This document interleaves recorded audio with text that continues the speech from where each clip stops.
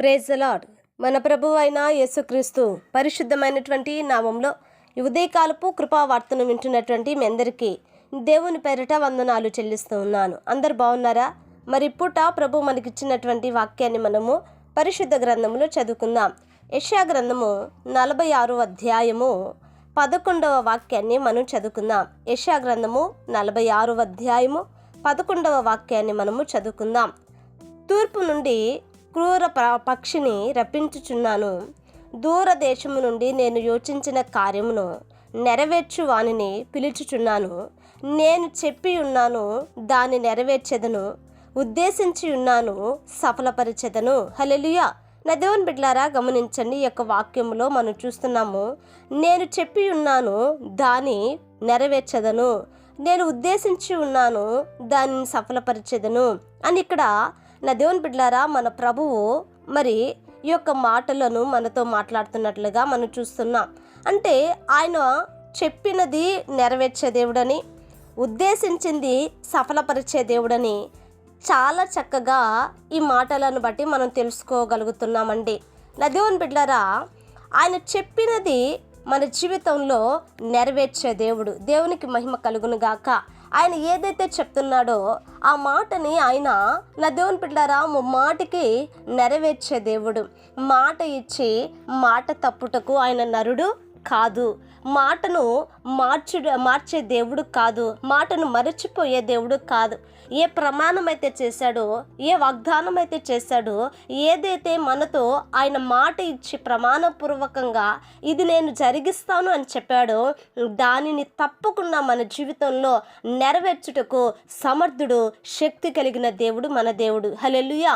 నా దేవుని బిడ్డలారా, చాలామంది కొంతమంది మాటను ఆ దేవుని యొక్క మాటను నా దేవుని బిడ్డలారా లక్ష్యం ఉంచకపోవటం వల్ల ఆ యొక్క మాటను స్వతంత్రించుకోలేకపోతున్నారండి.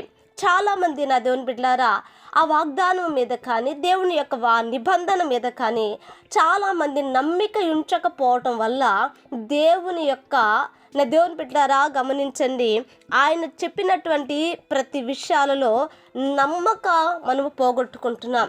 కానీ ఇక్కడ మనము అయితే దేవుని మాటను మరి నా దేవుని బిడ్డలారా ఆయన మాటకి మనం లోబడటం లేదు, కానీ ఆయన మాటను మనం నెరవేర్చటం లేదు. కానీ ఆయన మనతో చేసినటువంటి ప్రతి మాటను ప్రభు నెరవేరుస్తున్నాడండి. అంతేకాదు, కానీ ఇక్కడ ఇంకొక ఆశ్చర్యమైన సంగతి ఏంటంటే ఉద్దేశించి ఉన్నాడంట.